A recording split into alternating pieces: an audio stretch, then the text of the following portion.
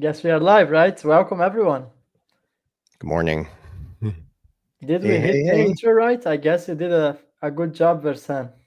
Yeah, there's like Yeah, a 2 second delay between hitting the intro and then going live. And I've still tried to figure this out and I can't. It's funny. I can figure that's out fine. how to I move was a bit money around confused the if I world was cross the one that border. should hit the intro, and I was Mm, like, okay, he did it, so I guess 2 seconds, it's fine. So, Yeah. how you guys doing today? Is all good, David?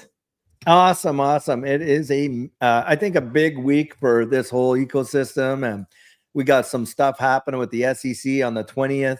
I know they have these behind closed door meetings, but I think this one, when you look at the agenda, could be a really pivotal one for XRP, especially with the rhetoric that's coming out with, I think, Ueda, who is the acting chair, stuff like that. So who knows what's going to happen there? But otherwise, yeah, I'm doing fabulous. yeah, can't That's awesome. complain. I have a feeling that things are heating up, you know, and I think they are heating up for XRP and they're heating up for gold. And I have Mm-hmm. seen some of your recent titles, Persan. I think you came with some bold titles, which I loved, by the way. Yeah. And I remember looking at the gold chart when Trump got in the White House, and some people were saying that Trump would slow down the gold. And I think right now we see that gold keeps moving up despite the new administration. So I think gold is way bigger than Trump. I think gold is actually outside of what could the Trump's administration to interfere in the gold market. So I would like to hear your opinion on that. Maybe Versan can start, as he has been very vocal with the gold subject recently. Yeah. Well, thank you. A lot going on. I think one of the biggest developments we need to focus on is the statement from Trump's new Treasury Secretary, Scott Bessent. I believe that's how you pronounce his name. He said recently that we need a Bretton Woods realignment. And he did emphasize the critical role of gold. And I think that statement alone confirms a great deal of things. Number one, that gold remains central to the financial system, which would explain why central banks are still buying gold at record highs. And then we see the repatriation efforts are beginning to accelerate. So that's the first thing. The second thing is a new monetary framework is coming. We can confirm this. We already know this. But whether it's being reconstructed as a Bretton Woods or something similar to that, I think we've been expecting the shift. We already know what's going on. It's really the Bank for International Settlements. The IMF, the World Bank, and even the United Nations have all signaled pretty much the same current banking system that is no longer working. And the thing is, it's not just not working for the average individual anymore, but it's not even working for the 1%ers. And the dollar's value is still continuing to erode, even with the Trump administration. I think that's a whole different subject we'll talk about in a little bit, but confidence is still diminishing. So the third thing then would be that the dollar's role isn't disappearing, but it's evolving. And we've seen this already to a degree with RLUSD. It's a digital dollar that functions very similar to a central bank digital currency. People will have their thoughts on this, and we can talk about this more in detail. I've also written some articles on X about this, where I really try to break this down and help you understand it. But despite being called a stable coin, I think the trend is clear that gold is going to be the base reserve asset, and blockchain, this intersection, this is something Andy talks a lot about and all of us here, is going to serve as its digital representation. And I think that's where XRP also comes into the conversation. But there's no doubt that XRP and even gold will have some form of relationship, whether it's directly or indirectly through stable coins, whole different subject as well. The World Gold Council has really hinted at this for years. I've covered this extensively on my channel 2 years ago, and it's obvious that the transition has been planned all along, but I think the current system is just being dragged out to further consolidate wealth, which explains why the wealth gap is continuing to widen. Even with Trump back in office, inflation is only going to intensify into 2025 because of the reckless spending from the Biden administration, which puts even more pressure on the dollar, again, reinforcing gold's role in what's coming. So we're early, we're not wrong, and I think this community has been so far ahead of the curve. It's incredible. And we've been anticipating these shifts for many years now before they even make headlines. So it is a reminder also that the real wealth lies in like tangible assets. And this is something I try my best to teach and emphasize upon our clients. It's not just digital currencies. I think it's gold, silver, physical commodities, resources. I'm investing in seeds now for the long term because of scarcity of food. So, I just want to reinforce the importance of gold. And that's something that we see now becoming a mainstream narrative again. Yeah, I would agree. I would agree. In fact, there's a big push right now for an audit of the U.S. Reserves in gold. I mean, you got Rand Paul really putting on the pressure to get Elon Musk, and not just him, but there's members sitting in the Congress and the Senate that are saying, "Hey, we need an audit of where is the U.S. in terms of its gold holdings and reserves." And so, I think that's going to be a big play. Now, I personally, I think the gold is there, but nobody has actually seen the vaults inside Fort Knox since there hasn't been an audit since the 1970s. We're talking almost 50 years. And I do think the gold is there, but the thing is, who owns all the gold in there? That's another question. And this is where you could see a revaluation of the price of gold, and it could happen almost overnight. And if that was to take place, $5,000, even $10,000 an ounce may not be that far off, in terms of like what it could be valued against, other the dollar, of course, fiat currencies and things like that, because we may very well not have what they say we have in total of what's there. And in terms of what is owned by the United States. Now, I think the report is 5,000 to 8,000 tons, I believe, is what the US says that they actually hold and own. And so, yeah, and there's a big push for having Doge go out there, Elon Musk, and for them to actually audit the gold reserves, which I think could really impact price big time. So, in terms of dollar denominated assets, yeah, I mean, the dollar is under a lot of pressure, as we all know.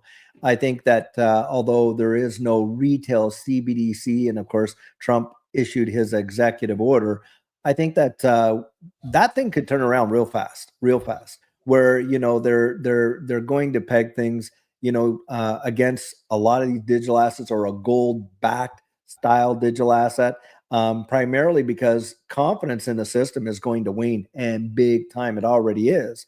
And you even had, I think, Jerome Powell coming out there talking about, because he was questioning Congress about global and 24/7,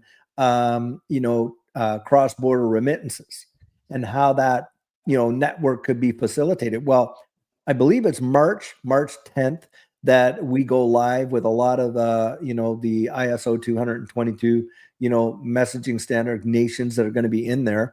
And it's that protocol. Well, there's only, a couple digital assets in there that actually speak that language right now that could handle the volume of what's coming. And I do believe we could more than likely see some level of a monetary instrument, whether it's going to be a sovereign monetary instrument or not. I don't know. I don't know if I don't think it'll be classified as a CBDC, but I do think that there will be a monetary instrument where you are going to see gold-backed digital assets that folks will be able to go into. RLUSD could certainly form a big part of that.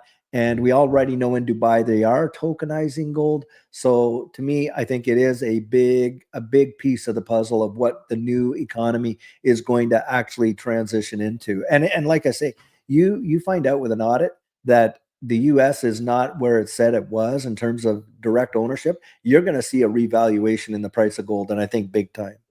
Mm-hmm. Yeah. Can I make a comment real quick, Edo? Yeah. Yeah, please go ahead. I well- love to discuss this about Elon Musk. Yeah. Before I get into this, a comment on gold reevaluation. Number one, the gold reevaluation has always been in the arsenal. And I think that will come at an opportune moment when the central banks can't really fix the issues and solve them because of dollar liquidity, which is why a lot of this transition is even happening to begin with. The second thing is we've spoken to some wealth managers, and one of them is Clive Thompson. You guys might be familiar who watched the show. We did this interview with him like a year ago, my brother and I together, who I wish he was here. And Clive Thompson said on record that him and his buddies got together. And remember, bear in mind, these are Swiss wealth managers. He handled at least 2 point something billion in his lifetime of managing wealth.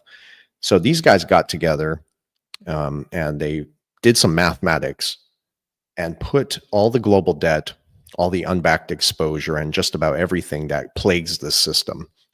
And they came up with a reevaluation for the gold price, and it was somewhere in about $87,000 an ounce. Wow. So that was very interesting, but I think we have to be mindful of just where this is all going again. Why would central banks be buying the gold? Why would the Bank for International Settlements reclassify physical gold as a tier 1 asset class back in 2017 and make no headlines about it while distracting people with Bitcoin? And a lot of people think Bitcoin is a digital gold, and that gives the opportune moment for central banks to continue to accumulate physical gold while people are distracted with digital gold. So that's something we need to be mindful as well. Physical assets, I think, are the real currency. They've always been. And of course, there's no doubt we're being bridged into a digital system. And that digital infrastructure is going to interestingly intersect with the commodities market. So that's the intersection you're referring to. And a reevaluation seems just. Yeah, I would agree. Yeah. I like person how you mentioned the Bretton Woods. And when we start to think what was born after the Bretton Woods, or in other words, which institutions were born. So it's the World Bank and the IMF, right? IMF and the World Bank, that's right. Which are two institutions that have mentioned multiple times distributed ledger technology and XRP precisely. Also XLM as well. We can't forget about XLM. And I think it was the World Bank that described both of them as stable coins. So that's also something very interesting, because it's not coming from obsolete institution. It's coming from something that was born to be the central bank of the central banks. That's the role of the World Bank. Despite the fact that we are not at a gold standard anymore, we still have the World Bank playing a pivotal role on the world's economy. And what I think is very interesting is that, love what you said, Versan, about Bitcoin being the distraction, because I was having this reflection and I saw a tweet a couple of hours earlier. How many times did, let's say, Brett Gardenhouse or Monica Long or any one of the top tier 1 Ripple executives try to convince anyone to actually buy XRP? Have you ever heard them telling anyone to get on XRP? And it's very interesting how Michael Saylor, for example, is actually praying for people to actually get on Bitcoin and telling them to get rid of your house, sell your house to buy Bitcoin, very near to the top, right? On the all-time high levels. And you can see the same propaganda playing out 5 years ago, when actually was an interesting moment to buy digital assets such as Bitcoin. So when there was the right time to buy Bitcoin, there was a massive campaign against Bitcoin from mainstream media, which would often label it as a scam. I remember myself when I first bought BTC, I sold my car. I was a teenager and I got so much criticism of my family members, which, by the way, are very conservative on this subject, and they used to listen to mainstream media. And what was mainstream media telling them? Well, that Bitcoin is a scam. That was the right moment to buy Bitcoin, right? Right now we are near the top. We are near the all-time highs, and there's this massive propaganda pro-Bitcoin. And in the same time, nobody's telling anyone to get on XRP. Actually, they are very careful on the words they choose when talking about the digital asset XRP. And I would argue that sometimes they're even creating some sort of scenarios where there's confusion if Ripple is going to embrace XRP. Meanwhile, every single product of Ripple enable XRP capabilities. Basically, they leverage in the digital XRP, and sometimes they're not even talking a lot about XRP. So I start to wonder, what's the interest to the masses, right? I think that comes down. I think we are living through the pivot and cloud strategy on this moment on time. And what I see that people, and I did a video about this yesterday, people are being forced to sell their digital assets because if we look 50 years ago, that would be the equivalent of people selling their gold for paper money, which dollars Mhm. printed out of thin air. And I think the equivalent of that on nowadays is people selling their digital assets. And unfortunately, I get so many messages of people, and that even makes me emotional because I understand the importance of XRP and the digital assets that we hold. And so many people, unfortunately, because of the economical circumstances, are being forced to sell their digital assets to pay for their bills. So we have people that prior to the bull run, they managed to accumulate, let's say, 5,000 XRPs. And remember, most people don't have a lot of savings in the current Mhm. world economy. Mhm. So the pattern that's playing out now is that the economical situation is not getting any better. And that doesn't go only for the US. I talk about Europe. I travel a lot. You guys follow me on social media. I have been to probably 20 countries just in the last year, in the last 12 months, let's say. And I see it's a general issue that people can't save money and they are forced to sell their digital assets to actually pay for their basic needs, pay Yeah. Mm. for shelter, pay for the foods. It's not getting any cheaper, and I don't want to sound negative, but I don't think the layoffs are going to stop. I think No. AI is speeding up this process, and that's tied exactly to Mhm. what Elon Musk is doing by putting the US Treasury on the blockchain. I think they're preparing us for a technocracy. So they're creating a crisis, an Mhm. orchestrated crisis, where the solution is going to be creating a welfare state where people are dependent on the Mhm. government and it's going to come with a universal income. And of course, when you look this at the first hand, you say that's nice. It's going to put the US Treasury on the blockchain. That's going to bring transparency to transactions, and we're going to be able to track public spending. But ultimately, the question is that going to be politicians using the private ledger, or it's going to be the people who are actually going to use the public ledger and in the way that they Mhm. are getting us ready for the digital economy, but it's going to be a selective digital economy. In other words, I see that 99 of the world's population is going to use the public ledger, and I Yeah. really see the politicians using the public ledger, and I don't Yeah. think that what The Elon Musk is proposing that I Mhm. don't think that's going to drive transparency. What do you guys think? Yeah. Well, I think I agree with you in this capacity, Edo, that the current system as we have it has benefit, of course, the 1 and 2 percenters. And when we talk about inflation and monetary policy, when Trump talks about, okay, we want to lower the interest rates, a lot of people say, oh, that's great because if they lower the interest rates, then my house value is going to go up. Well, what they don't realize, they lower the interest rates and they start, pooling more trillions of dollars into the system, which is exactly what they really want to do. Them this dog and pony show saying they don't want to do that. That's not true. Central banks want to inflate it like crazy. Of course, how does that benefit? Who does that benefit the most? Well, the money flows into, because you have all these treasury bills that are created by the treasury. The Federal Reserve goes out and purchases those. That money goes into the banking system.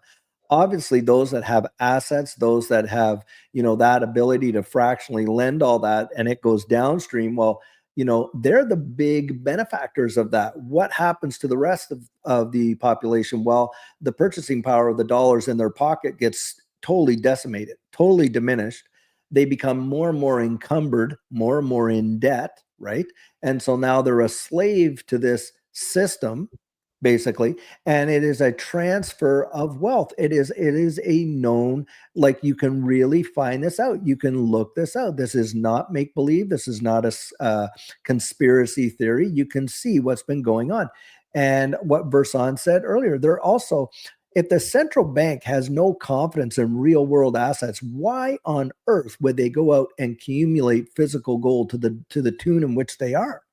And when it comes to hard assets like that with gold, remember that almost all gold that's ever been mined we know about, right? We can know about. It's indestructible, so we know. And it's only held, it's the central bankers of the wide world are the ones that hold the majority of it. Majority of it is all hold. And it's a centralized power play, is exactly what it is. They're saying one thing with, here we're going to issue this fiat currency, We're gonna, you guys are gonna have more. Well, we're gonna bring interest rates down, and on and on. It's probably the biggest trap that there's ever. The best thing that would happen would be for interest rates to rise, and in fact, to get back to a wealth-based system. For the average folks, that would be the best thing that could ever happen, but that's not going to happen. We're being transitioned into a even deeper level of a debt-based system where every monetary instrument can be tracked right down to the very last division of what that is. And I do believe that, when we see something like this totally play out in the long term, the majority of people that are right now, their assets are being diminished. They're going into more debt. You're right. They're having to sell what they have just to maintain a basic lifestyle. And you can see that around the wide world, that majority of those people are not going to be able to get out from underneath what's coming. They just are not. And, they're being dissuaded from literally getting into this digital asset space. I mean, it has been going on and on and on, all the FUD that they could possibly throw out there.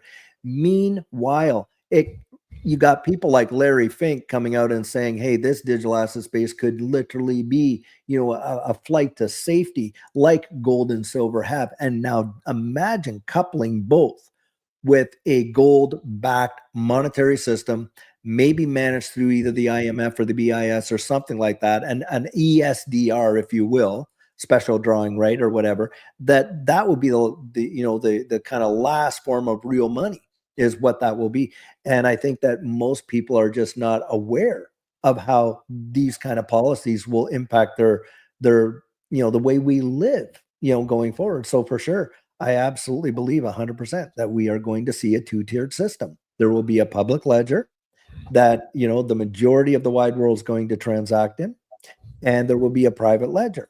Now, what's really wild about that, you go back to some of these things that came out early on, like Kendra Hill, if you know who I'm talking about, and some of the things that she had put out there, where XRP would be literally looked like digital gold, and XLM will be a type of monetary system for the masses. And it could end up being like that. We could literally see the fulfillment of that. Wouldn't that be wild?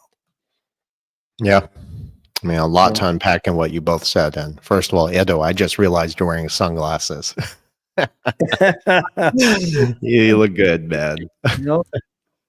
You look like Scott Storch. Do you know who that is? A musician. No, because I have the lights, and these lights, they are really cooking my eyes. So I really took this decision to get the anti-blue lights. You need to get the soft light, softer lights. Anyways, yeah.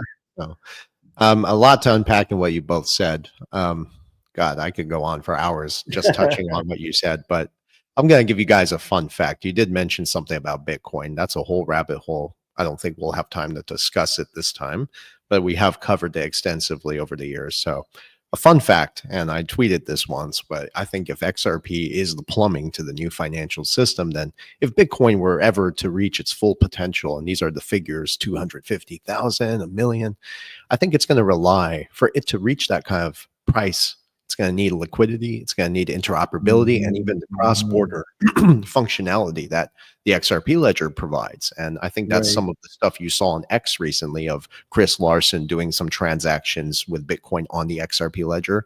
So basically, without the XRP and all that it provides, it remains kind of incomplete, the ecosystem. So that's just a fun fact. As far as central bank digital currencies, you touched up on some stuff, David. We are seeing delinquencies at all-time highs, borrowing at all-time highs, defaults all-time highs, and this is happening at the institutional level as well. So that obviously trickles down and affects the consumer on a daily basis. When people try to argue about central bank digital currencies, despite what Donald Trump says, right, or any politician, I think CBDCs are inevitable because I think most people are broke. They are drowning in debt, and they are trapped in the largest wealth gap that we've ever seen in history. So I don't really pay attention to what politicians are saying. Politicians are known for being nefarious, right? I focus more on what the banks are doing and actually putting out in motion, right? If you look closely at what the Bank for International Settlements is doing, their innovation hub, you check that out. You could subscribe to it. They're pushing this globally still, including in the BRICS nations too. Something else to touch on is Michael Saylor. Michael Saylor is a very interesting character. And if you're going to be listening to somebody, I think it's important to do research on who you're listening to. You guys can research me for all I care, right? Look at my past and my track record. But if you look at Michael Saylor and what he's been saying, Michael Saylor, number one, in the dot-com bubble, he lost pretty big. Are you aware of that? He lost because he made the wrong bet. At the same He time, lost he was, billions. I think yeah, he's trying billions. to break the record. Possibly. But if anyone's going to tell you to go mortgage your home for a digital asset where you don't even know where it originated from, why would you follow that kind of financial advice? I think even in today's world, today's traditional financial advisors, and I have friends who are financial advisors, they are having to relearn everything that they were taught because the old rules are out of, it's out of the game. That's it. These technologies and some of the things we talk about here and where this is all going, it's rewriting the rules of wealth creation and wealth generation. And what's interesting too, to touch on some things you said, David, is that the economic conditions to which we've been inflicted upon, and I say the word inflicted very carefully because if you pay attention to the macro and the micro, you realize that all this has been done in a very methodically and nefarious way. It's been planned out, right? All these economic conditions that have inflicted us upon us to push us into this digital system by creating the sensation of FOMO, fear of missing out, and even fear of uncertainty and doubt associated with traditional markets. So we're being bridged into this, but we're also being pushed into it, whether people acknowledge that or not. So it's very interesting. So just a lot to go into what you guys said over there. And again, I can go for hours on this stuff, but let's talk about this Elon Musk thing. I'll make it very brief. I'll try. I think it's very interesting because Elon Musk recently was in the Oval Office with Donald Trump. And if you look at Donald Trump's background, what's very interesting, he's a bankruptcy expert. This raises major questions, I think, because the U.S. corporation is already bankrupt. It's insolvent. We all can confirm this to a degree. And Trump's role, I don't think, is about getting back into office really just to kind of like free people from things. And that's a whole different rabbit hole I don't want to get into right now, but I think he's here to break the wheel and to re-engineer the economy from the ground up. And that is a process that's going to come with a lot of pain for the majority of people, to touch on what Edo was talking about. A lot of people are indeed being forced to sell some of the assets that they thought were going to make them rich in the short term. But then, of course, you have the regulatory environment that is kind of halting this. And I do want to touch on the SEC in a bit, but it's very interesting, though, if you start to understand like the role of Trump and what he's doing here. He has brought in all these young tech guys, right? It's not an accident of his cabinet picks, right? The financial power, I think, is shifting into new hands. We're seeing, the greatest wealth transfer, but I think that's why Trump is surrounding himself with all these young tech innovators and financial minds, people who understand the monetary system. Elon Musk, for instance, who originally helped create PayPal. He's one of those figures. At the same time, Trump's new Secretary of the Treasury, he worked for, he had deep ties with Goldman Sachs, and one of the most notorious financial institutions in American history. And here's the blunt truth. I think while many people are focusing, for instance, on George Soros and some of the other things that are happening, it's really the Rockefeller Foundation who's behind a lot of this stuff until this very day. They have massive influence over global finance, even Goldman Sachs, which is interesting. The team that Trump is assembling isn't just here to clean up the system. They're here to usher in this new one. So now this ties us into Musk's statements on blockchain and federal spending. He made a statement saying that we need to put all U.S. federal spending on the blockchain. That's a very big statement. And we have to really understand the implications of what this means, right? Whether he directly mentions XRP or not, doesn't matter. I don't need headlines, and neither do you guys, to confirm what we've researched for many years, what we already know. But what they're referring to is, they're referring to streamlining payments on the XRP ledger. That's why the central banks are using Ripple's technology at the highest levels of finance. It's because the XRP ledger operates very similar to digital gold for settlement. And that's what David Schwartz even said once. And that's why the Basel III requirements require central banks to hold adequate gold reserves, which aligns with the need for a reserve asset like XRP. So with Musk now pushing for blockchain-based government spending, he's indirectly confirming what we've been talking about at the highest levels of finances that are moving towards transparency. And I think that's how they're going to sell it. But it's not speculation, it's unfolding in real time. And final thought, guys. I'm sorry, guys. I know I'm hijacking the conversation. No, take your time. I like what you're saying. But it ties us then into the SEC and the regulatory shifts, because if you look at Trump's SEC chair appointee, he's another key piece to the puzzle with this shift, because the SEC lawsuit against Ripple, I think, is going to be likely resolved this year at a time of their choosing, but it's going to happen when regulations are kind of in place. And I believe 2025 is the year where this lawsuit may conclude because of the regulatory alignments with the institutions. So that is going to bring the legitimacy of the technology along with the clear classification of what XRP really is. And that's when institutional money will flood in. So a lot goes into that.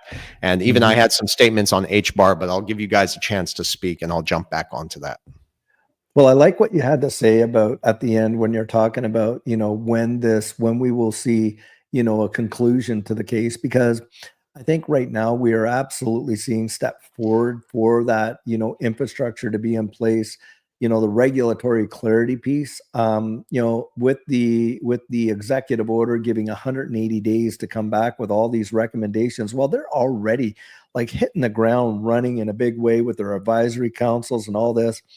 We know that we're going to see some sort of stablecoin legislation for certain getting, approval this year, probably within the next few months. My guess is we're going to see legislation in FIT 21 for the classification of these various assets. Recently, we saw some acknowledgments of these XRP ETFs that have gone out. Now there's 15 of them. I think Grayscales and 21 shares have been at least acknowledged at this point. In the one for 21 shares, the SEC is acquiescing to the fact that XRP should be deemed a commodity. That right there, I think, says volumes. I genuinely do believe that, they will transition this entire space, into a type of scenario for which they can literally, I'm going to throw it out there, they will be able to control and guide it the way in which they want. ETFs allow them to do that in a massive, massive way. Recently, and I report this just the other day and this morning, I went back to it, 830 million XRP, 830 million XRP were bought by whales in a 24-hour time frame, literally just a couple days ago. And we've seen either another transaction, 400 million, another one for 500 million. I mean, these are big purchases, billions of dollars of XRP being purchased by known whales, these massive wallets that hold already tens of millions. And, when you see that stuff going on, I mean, it doesn't really take much. You might not understand all the motivations behind the scenes and all that kind of stuff, but that they're willing to drop billions of dollars into XRP, in a 24-hour time frame in their accumulation, long-term accumulation.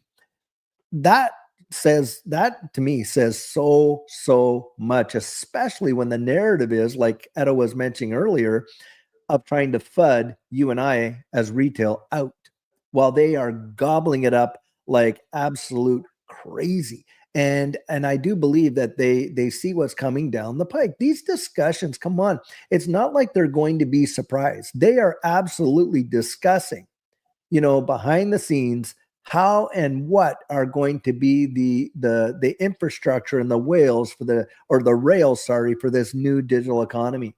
They are already there. And we know that they're in big time discussions with, Ripple, and they're utilizing the XRP ledger and on and on and on. Those are fundamental facts. And you can research this. I mean, it's just, I just think that majority of people just don't invest the time researching it.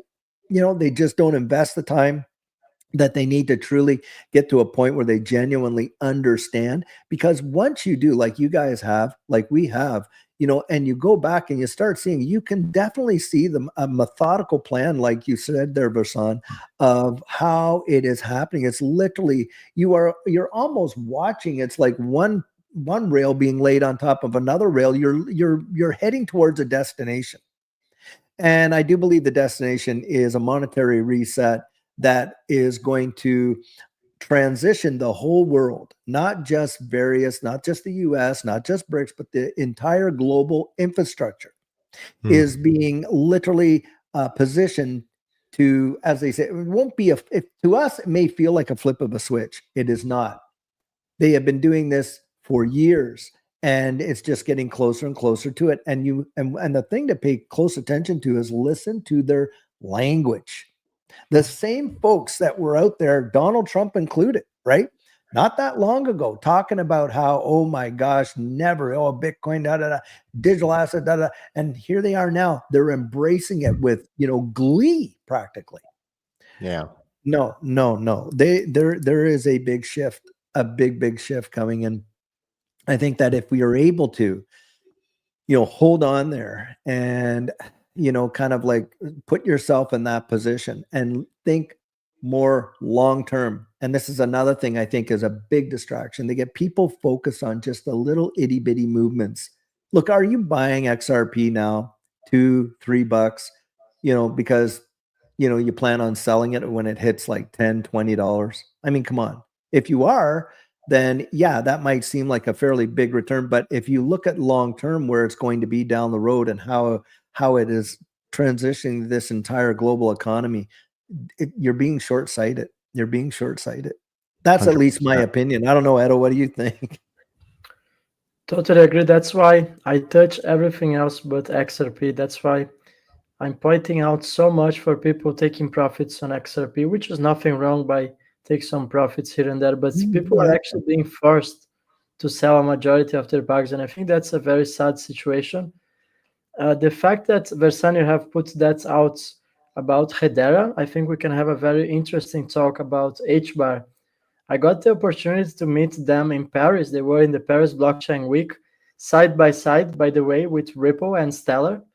And I think Hedera is going to be a major player, and it fixes actually the greatest problem that Bitcoin basically has, and that really makes it impossible for Bitcoin to become a currency. And I think the calculation is that if everyone on planet were to use Bitcoin for transactions, we could, each one of us, do two transactions in a lifetime. So Hedera is extremely scalable. And the fact that it's very interesting because they don't use a blockchain.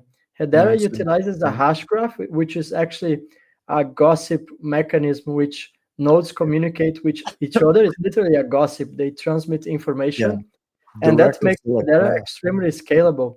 But the most interesting part, and I think you can show that on the screen about Hedera, is the governing council. Have you guys had a look on the governing council of Hedera? Yeah, for sure. Some of the biggest names Google, in fintech. Well, also Brian Brooks. How validators work on the XRP ledger. You have the entities who are taking decisions in a decentralized way. And you have some very interesting players there. You have Google, Boeing. I think you have major banks involved. LG, Ubisoft, IBM. I think they have 39 organizations last time I checked. Somewhere on the website, yes, you can see some of the key organizations. These are not just the governors. They are also the owners of Hedera Hashgraph. And which in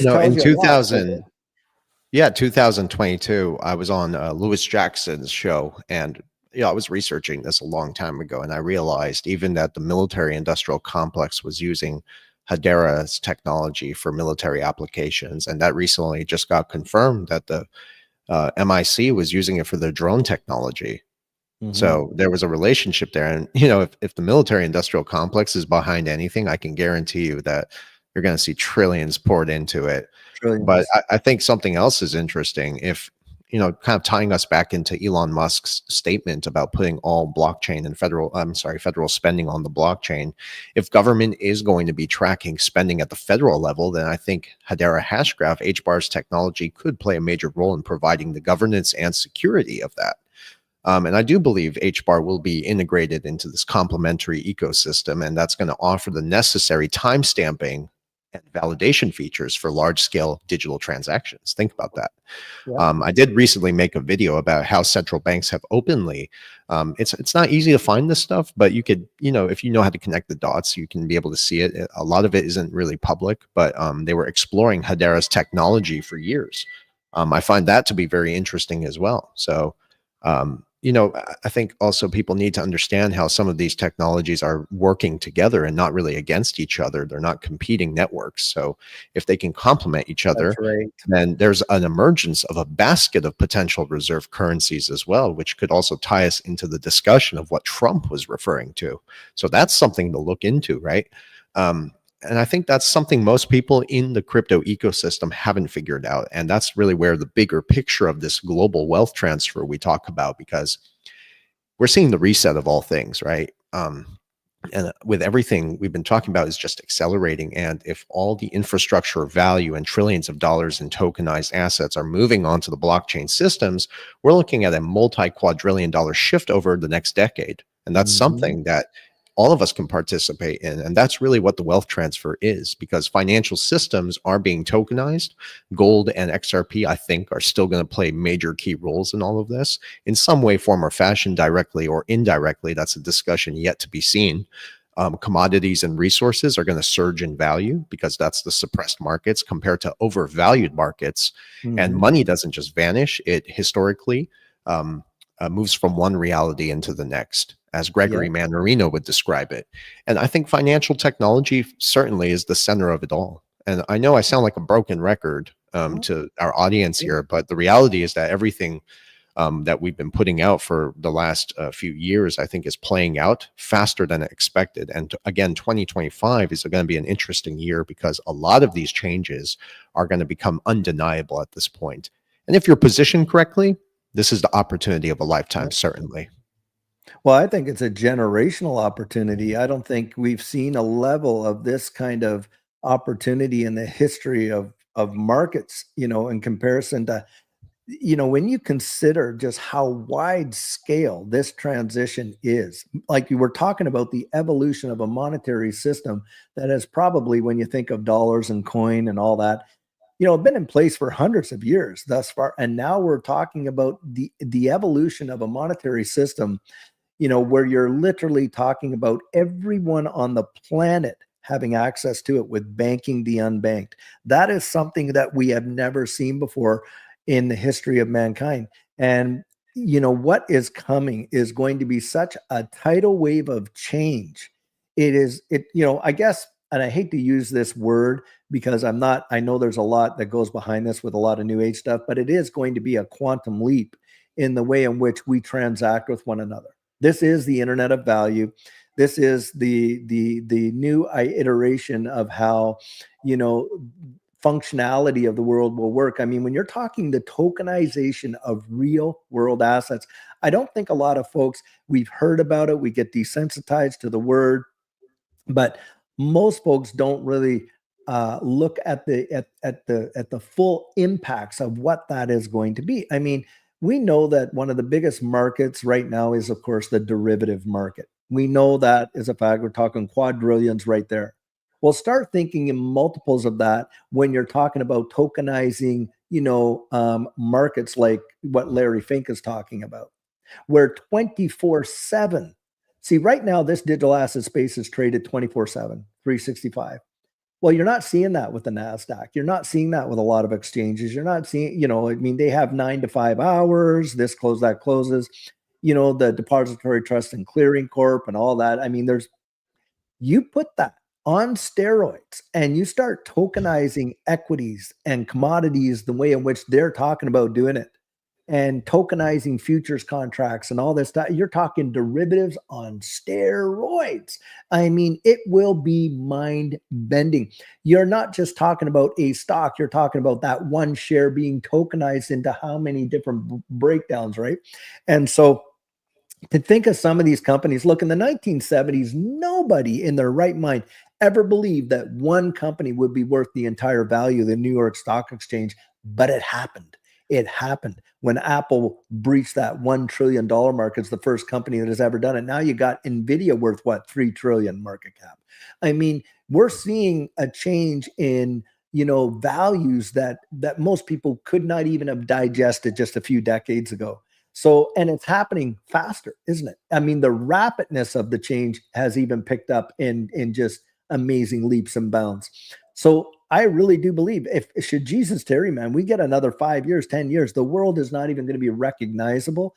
And I do believe this space is going to mint the world's first trillionaires, to be sure, where you get individuals that could be potentially worth $1 trillion or more, which is mind bending to think about. But that also coincides with the devaluation of those monetary instruments to get there. Now, a lot of people I've heard it said, oh, well, XRP could be $1,000 or $10,000. Yes, that's true.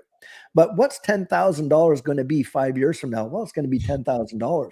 That's not the point. The point is what will that $10,000 buy you 5 years from now? That is the valuation proposition when it comes to monetary instruments. And this is where, like you say, Verson, Edo as well, is that hard, real world assets like gold, like real estate, like various things where there's a finite amount and it's tangible is going to be, I think, crazy valuations for that, because it's going to be a supply and demand proposition. Because why? The amount of people that are being onboarded into this new digital economy is going to stagger the mind. Do you realize there are billions of people who are unbanked right now around the world? Billions. So in terms of percent, like what, 25, 35% of the world's population or more is not banked. Now you're going to bring them all in, and look at how this translates with the whole idea of making everywhere on earth accessible to high-speed data transfers like Starlink, other mechanisms like that. Don't kid yourself. This document. Yeah, it's well documented. This is a fact. This is where we're going. And it will probably, in my mind, it will represent the greatest wealth transfer that the world has ever seen. I do want to pull up this document just for people to have a visual. I'll be right back. That's okay. Yeah. I just want to put this visual up, and I've covered this so many times, and I really, not gonna lie, I'm kind of tired of it. But when people ask about the XRP price like going high or being high, we've talked about this again many times, but I think first things first, we need to get one thing clear. When you look at XRP, you're going to see a lot of people talking crap about this stuff here, but XRP is not just an average cryptocurrency. I think when you actually study the documents and research of remember in 2017, Edo, when they said they wanted XRP to become the world reserve bridge currency, and then they took it off their website, right? Vendel and I, we were able to kind of catch that, and we started researching this stuff very closely, but we realized that XRP is not, again, the average crypto. It's the plumbing for the new financial system that's being built to replace the crumbling infrastructure of the old system. It's not hyperbole. XRP was really designed with a specific purpose to facilitate an infinite, and I use that word carefully as well, scalability, and solve a multi-trillion-dollar problem. Its intended use case was never aimed for retail investors, and many people will disagree with me on that, but that's fine. I think XRP was really built for institutions. Maybe it was really designed to redistribute the wealth back to the people, but that's a whole different discussion. But at this point and where we are today, it was really designed for institutions, for those who actually manage the flow of capital across the world. So to understand the value, I think you have to think beyond the typical investor mindset and actually see XRP for what it really is. Again, the backbone of a tokenized global economy. And when you try to consider the traditional financial system that we have today, which is riddled with insolvencies, deficits, overwhelming debt, the derivatives market alone is a ticking time bomb. Said this many times, but with trillions of dollars of unbacked exposure, and you add that to the commodities market, the outdated settlement systems, the central banks grappling with monetary inefficiencies and all these delinquencies as well, what we need is a bridge, right? A solution that is going to link the failing systems to the modern, interoperable and efficient approach. And that's where XRP comes in. So then you look at Ripple. They've been quietly building the global rails for the transformation through RippleNet, an interconnected system that allows these institutions to transact amongst each other seamlessly. That's where XRP comes into the equation, because RippleNet enables institutions to use XRP to power the liquidity and settlement capabilities of the network. So its role extends far beyond payments. It's about interoperability of financial ecosystems. So we're talking again about the control of capital flow throughout the world. So the utility then comes from its ability to bridge and interconnect various digital assets, which means cryptocurrencies, traditional financial systems, tokenized economies, which makes it indispensable in a world that's moving to a blockchain-based system. Does that make sense to the audience? I hope it does, because again, we've been studying this for years, and this is where the value of XRP lies. It's in its network. Again, Ripple continues to expand on a daily basis. Partnerships, banks, governments, financial institutions, which again underscore the importance of the digital asset in the transformation.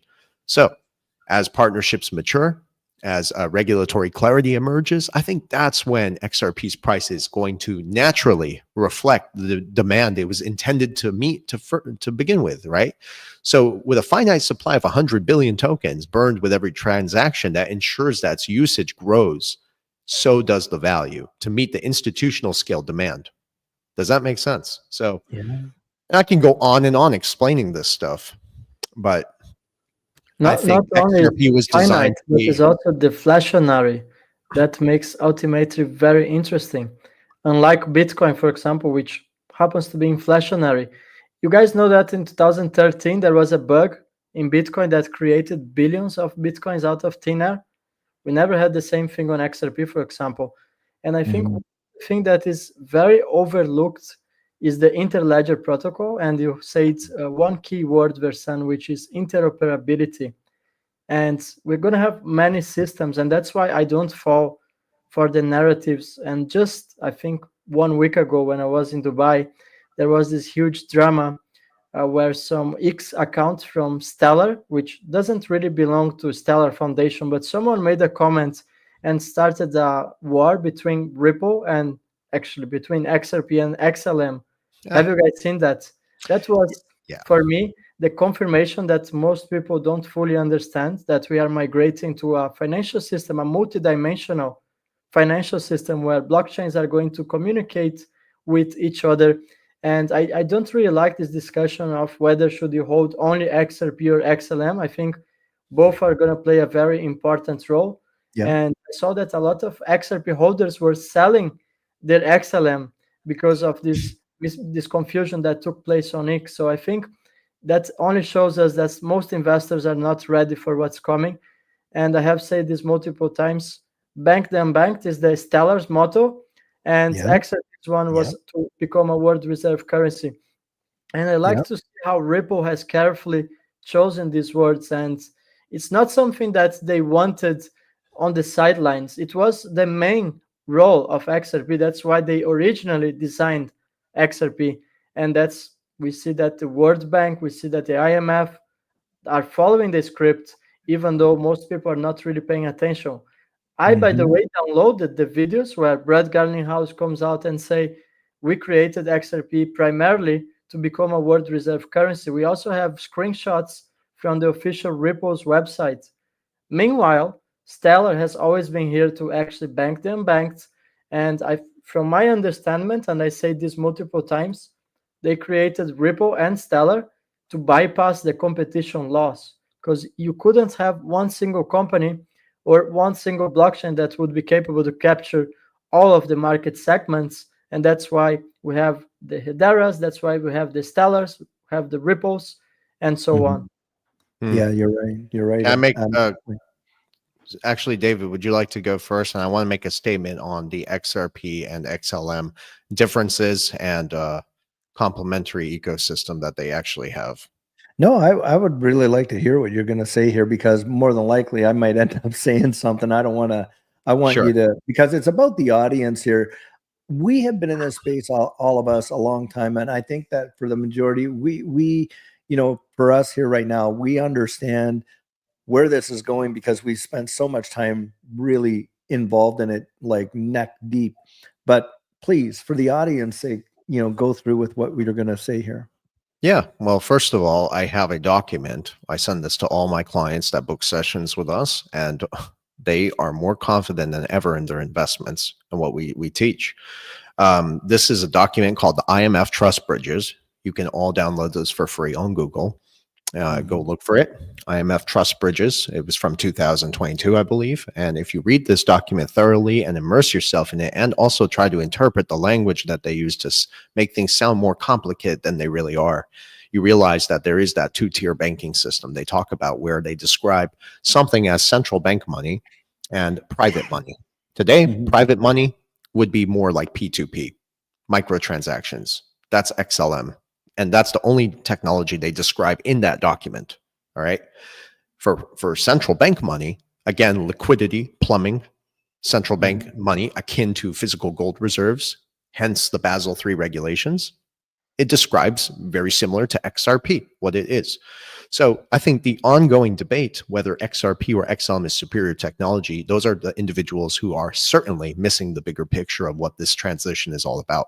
In the reality, they actually serve distinct purposes, while their technology is very similar in many different ways. In the evolving financial system built for a multipolar world, and that's really where this is all going if we're going to avoid nuclear war. They have differences. They also are complementary in ways that are not yet fully understood or revealed, even to myself, right? But if you do enough research, you will come to the same damn conclusion. I think the rivalry between them is largely noise. I've had people book sessions to discuss this thoroughly, and I've explained it to them. They're both integral to the two-tier banking system model that is carefully being constructed behind the scenes. We have Augustin Carstens from the Bank for International Settlements openly discussed this. I have a video of this on my X account where he describes a two-tier banking system, exactly describing what the IMF Trust Bridges was saying, all right? So I get on camera and I just interpret what those documents have said and try to explain it in a different way to people. Wasn't that one where they said it takes two to tango? That's from the World Bank. Remember that too? It takes two to tango. And they're talking about private money and central bank money. And the only digital assets they describe in that very document from 2021 is XRP and XLM. They refer to Ripple and Stellar as stablecoins. I have documents here confirming that Stellar is really at the forefront of issuing the CBDCs, while XRP is the ledger is going to provide the interoperability between them. So at the fundamental level, I think XRP and XLM do share technical similarities. That's where people are going to try to argue with us about this stuff. But both were created from the very same foundational code, and their intended functions targets different markets, which sets them apart in its own. So that's your foundation for beginning your research on this stuff, right? And then when you look even closer, sorry guys, I'm almost done. I know. No, take your time. XRP RippleNet is designed for institutional settlement and liquidity management, which facilitates all the things we've talked about. And XLM is really focused on retail remittances for financial inclusion. It's right there in the language. So yeah, there is distinction between the both of them, which aligns with this two-tier banking model that they have openly discussed. It's just, again, people do not do their research, and yet they're the ones who have some of the most influence in this space. Seriously. Yeah. I happen to have now recently, we saw that you see Ripple's website have removed CBDCs from the website. However, we know I've got a video that Ripple put out that I have had that I downloaded and I saved. And, I'm not going to play it here. It's about 4.5 minute video. You guys probably know the one, but where it's talking about Ripple working with sovereign states to develop CBDCs for the state, not for retail. It's for the state. So there is definitely a two-tiered system. There's zero doubt about it. We all know that. Now, I think where a lot of confusion comes is a lot of people say, well, XRP is a different price on this ledger and that ledger and all this and that. Well, the XRP and the native token on the XRP ledger does not matter, even with RLUSD. RLUSD, when it operates on the XRP ledger, you have to burn XRP to utilize RLUSD. So whether it is through a central bank token that is not not native XRP, because XRP is not a CBDC, or RLUSD or whatever it is, whatever is operating on the XRP ledger, you need XRP. You need XRP in order for that to move, right? Because XRP has to be burned in order for those transactions to take place. which is a deflationary mechanism for sure. And as more and more utilization and adoption becomes transparent on the XRP ledger, you're going to see the demand for XRP, in my estimation, literally take off. Now, a lot of this stuff, in the early days, it seemed to be very easy to get. Well, not easy, but it was available. I think now you're seeing a lot of stuff that, is because people had saved it from times past, and you can go in and you have this information to research it. Now, it's the interpretation of stuff, like you just pointed out there, that document's available there. And Augustin Carson has been sitting as the general manager for the BIS for a lot of years. You had Christine Lagarde, who is the head of the IMF, who's now head of the ECB. Do you think that these people are in these positions just by sheer happenstance? Yeah. That are not being moved and strategically into these various positions? Come on. They are literally following a narrative and an agenda, but most people are being kept in the absolute dark. They're completely. It's clear. It's clear, David. Yeah. I'm sorry to interrupt you, but it's very clear at this point that there are going to be winners and losers as this new system evolves, because you could just read some of the comments sometimes, and those are the ones who are, I think, so emotionally attached to volatility in the markets, not understanding that these markets have been manipulated and even suppressed to the highest degree. So, I personally detach my emotion from these investments, and I had to learn that over the years. When I first started, I remember I was watching this stuff when the lawsuit came. First of all, I was confirmed right there and then that this technology had a real use case. That's number one. Okay, SEC is an aggregate for Wall Street to circumvent anything that could disrupt the machine. It effectively killed the freaking banking system, and they could not allow that. Stanford University professor in 2021 talked about the Ripple lawsuit, saying that this effectively killed the banking system, and they had to build around it to create a situation where they could make money out of it, profitable. And that's when they're going to evolve this stuff. So like I said, at a time of their choosing, but that alone gave me the confirmation I needed to do deeper research into this stuff. My point, though, is that all these years, we had to wait 5 years for real price action in XRP, and I still don't give a shit. I'm not focused on this stuff. What I'm more focused on, guys, is becoming relevant to society as more of the layoffs begin to accelerate. That is coming still. So I think people who are invested in this stuff and who understand it, those are the people who say, know what you hold, right? Just invest in the technology, do your research, honest research, guys. You have to read this stuff if you really want to have more confidence in your investment and detach your emotion with it. Put it in cold storage and forget about it. That's what I've been doing now. I don't even look at my portfolio anymore, but I'll tell you one thing, I am certainly richer from when I first started because of the patience. And that took time to learn that stuff. But that's what we try to tell people here. So you don't have to make the mistakes that we make. Get emotional about something, sell, and then you end up losing more money, right? So just be patient, and this is a long-term game. I think regulations are really going to kick this off. And, that's something I said even 3 years ago. So if we have regulations, again, brings the legitimacy of the technology, the classification, and then the institutional money. So I would agree with that. I think that's the hardest thing, is the patience, right?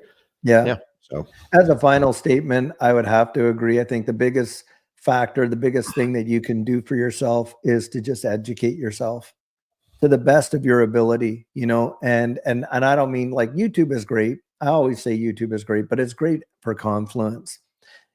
Listening to somebody's opinion, and you may agree with the opinions. You may agree with them. You may not agree with them. That's great for, just kind of like getting, maybe, you're getting some kind of like direction or whatever, in a sense of like, oh, okay, where am I at? This and that. You kind of get a sense in yourself, but it is no substitute for really getting out there and genuinely researching it, because, most of the folks that are swayed in this space are swayed by sentiment, but there's way more than sentiment, when it comes to this space. And so, guys, I'm going to throw this out there. All of us in this space right here, we try to make ourselves available to assist people in becoming more aware, more educated. I know that Versan, goes out there. He has a coaching program. Edo, I believe, meets with clients. I meet with clients. And guys, I'll tell you what, for, probably the most reasonable cost that you would ever expect in this space, because, there are folks out there that, I remember when Tika Tawari was coming out and he had a, kind of like a newsletter. It was like a $5,000 fee to get Tika's newsletter and stuff like that, right? And this kind of stuff. And that was the way traditional newsletters worked with markets. But to me, I really look at it like, how many people can we really bring with us? How many people can we genuinely help, to kind of get over that finish line? And the biggest way of helping them is right here, helping them understand and critically think their way through this space. I'm telling you, most people are not ready for it. They are just I not. mean, They're not thinking strategically. can I make a final statement? And Yes, then I'd like please. to And hear that's my Edo's final thoughts. statement. I Right. hope that sticks with folks. No, it does. It even sticks with me. That's why I love you guys. I resonate very deeply with you, and so does my brother. And that's why I love this show. What we do here together. But it's weird. I watched The Matrix yesterday. Again, I like to watch old movies sometimes because I realize that when I see them again and again, there's some things I missed. Right.